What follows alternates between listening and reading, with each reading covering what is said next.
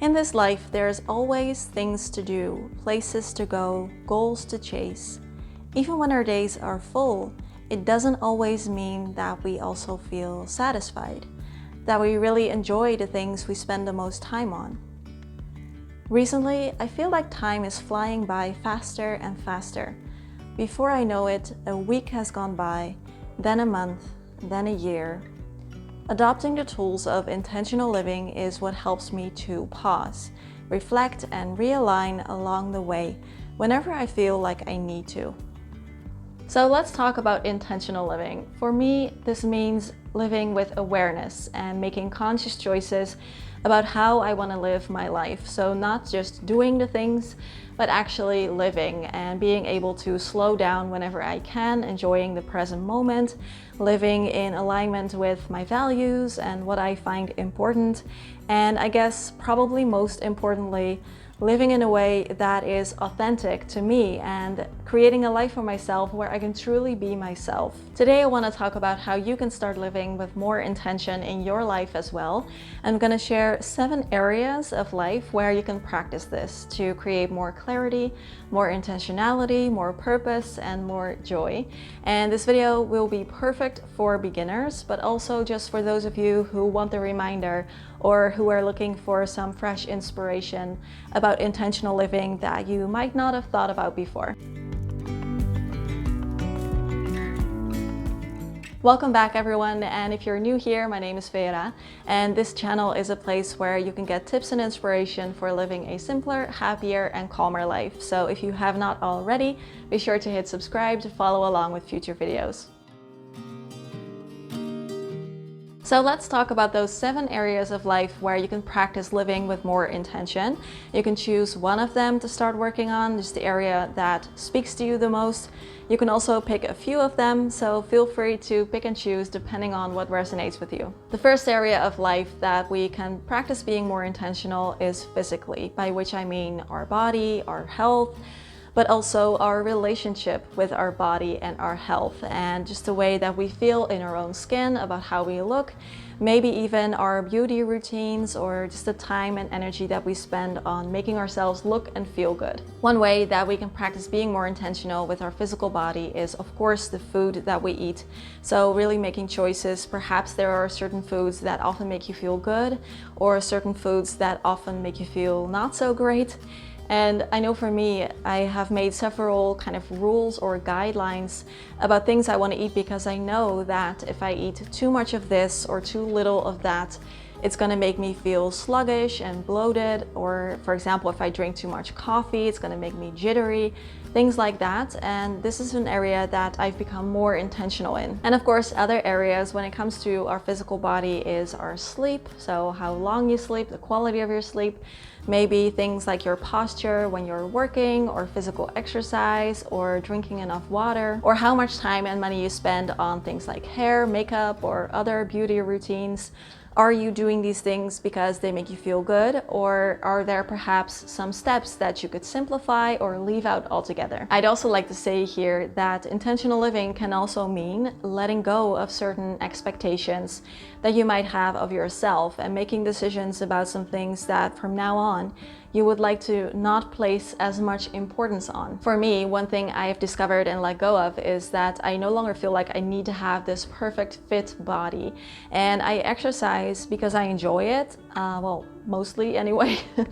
And because it helps me to feel good on a daily basis and not to have that perfect body with the perfect measurements or anything. I've actually let go of these expectations a long time ago because they didn't feel true for me, and I didn't want to have this burden on myself that I needed to have the perfect body, or that my body wasn't good enough the way it is. So being intentional is not a path towards creating this perfect life. It can also be about letting go of some of these things and being okay with not having everything be perfectly in alignment and under control and intentional. Are my actions always intentional? No, not always. There's no reason to be a perfectionist when it comes to intentional living. The second area of life where you can practice being more intentional is mentally and emotionally. So mentally, I mean your thoughts and what goes on in your head. And then emotionally, I mean your feelings and what goes on in your heart.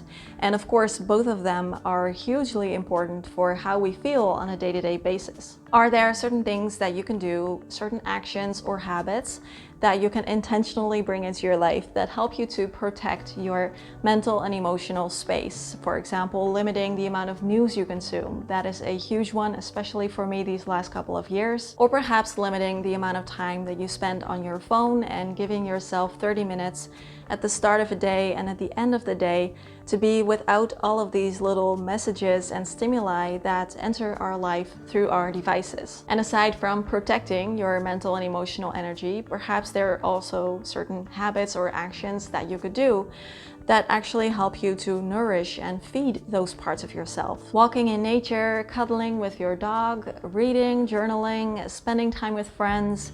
We actually recently went on a hiking trip, or like a long hike in nature a couple weeks ago, and it was so very nice. It was a huge boost for my mental and emotional energy. And again here, perhaps you have certain expectations in this area that you could examine and let go of.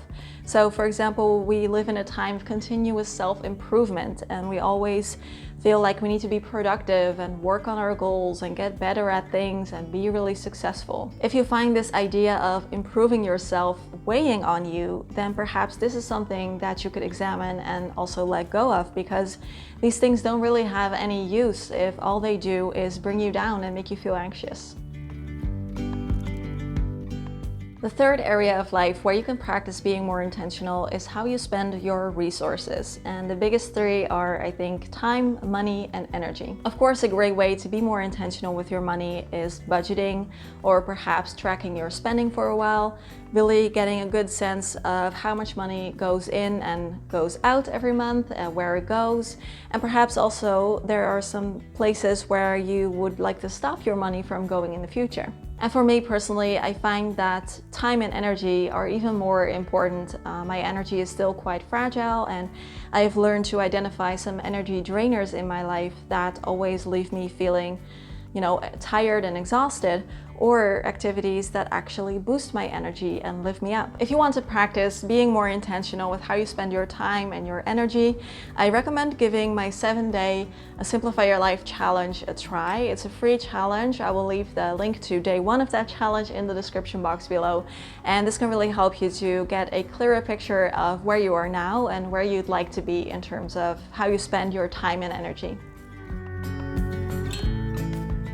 And of course, another really interesting one is your everyday environment, the places that you spend the most of your time in, perhaps your home or your office or your work. And how are these places affecting you? And are there perhaps ways that you can make some changes to create an environment in which you feel comfortable and grounded and where you can recharge? When it comes to your home environment, of course, minimalism and decluttering can play a really important role. I know they have for me.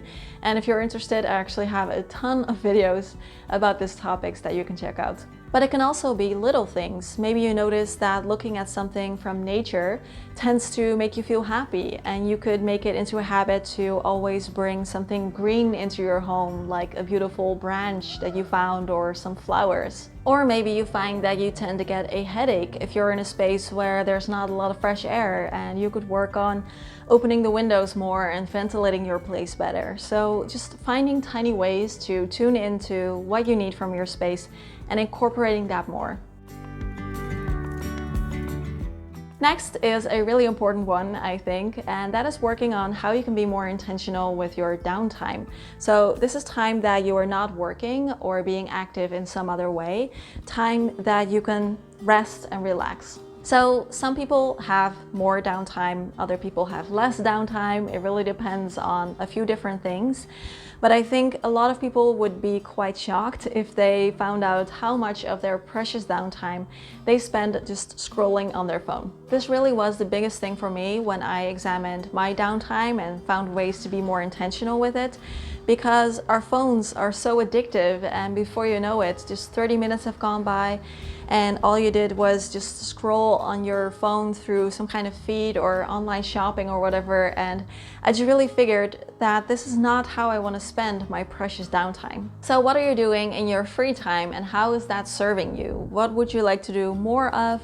What would you like to do less of? And these are really great questions to ask yourself if you want to live with more intention. Number 6 is another important part of life, and that is our relationships. So the people that we spend the most time with, and just the relationships that we invest the most of our time and energy into. This one has two sides as well, and the first is to ask yourself if you are spending enough time with the people that you love, and if your life and lifestyle allow you to have these nourishing relationships, and if you can be with your friends and family enough. And on the other hand, perhaps there are some friendships or relationships in your life of people that you would actually like to spend less time with. And there is a saying, I don't remember who said this first, that I like, but it goes, you can't change the people around you, but you can change the people around you. Which means that while we cannot control the actions of others, we can make conscious choices about who we want to spend the most of our time with.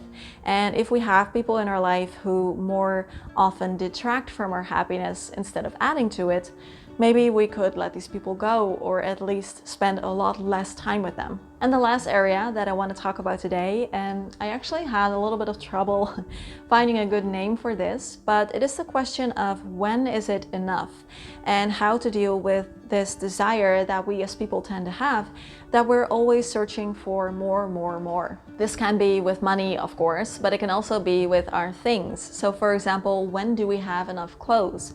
I feel like with shopping, there's always an excuse to buy a new outfit or a new pair of shoes. And shopping, it's just something that we do. We just go to the stores or we shop online because that's just something that you do. And I used to do this myself as well, but after a while, I just started thinking, why do I keep adding things to my wardrobe? And why do I keep adding things to my life? Is that because I truly feel that this thing will bring me something that I don't yet already have? Or is it just out of habit? So I found that with intentional living, it can also help us to kind of see through these subconscious patterns and habits and actions, and really ask ourselves if these things are adding value, or if perhaps we already have enough, or we're already doing enough, etc. A really valuable and kind of unexpected thing that I learned through intentional living is getting better at setting boundaries. And I am by nature a huge people pleaser. I find confrontation quite scary. And if someone asks me something, saying yes is still always my first instinct. Even if I already have something scheduled for that day, my first instinct is still to see if I can kind of switch some things around and make space and time for this thing somehow. And I don't even really think about it. But as we become more intentional in our own life, I find that this can also help us to set boundaries better with others and say no when we need to. And this has been really helpful for me because it helps to protect my time and energy. I actually have a video on Patreon that is all about how to become better at setting boundaries and how to communicate them with others. Patreon is another platform where I post videos about minimalism and simple living, but also all kinds of other topics. I share glimpses into my life that I don't share anywhere else, and I like to work together with my patrons and make videos based on topics that they suggest. You can join and cancel anytime, and there's already a lot of videos on there to catch up on if you want. You can join at patreon.com/simplehappyzen. Of course, I would love to know more about your thoughts and how you practice intentional living. Are you completely new to it, or do you already have some experiences with it? Please share that in the comments. And don't forget, please, to give this video a like and subscribe to the channel, because that really helps support this channel and helps this video reach more people. If you want some slow living tips that anyone can do, I recommend watching this video. And in this video right here, I actually share 6 of my new personal intentional living habits that I've incorporated into my life recently. As always, questions, comments, conversations down below. Have a wonderful day. Thank you so much for being here, and I'll see you soon. Bye bye.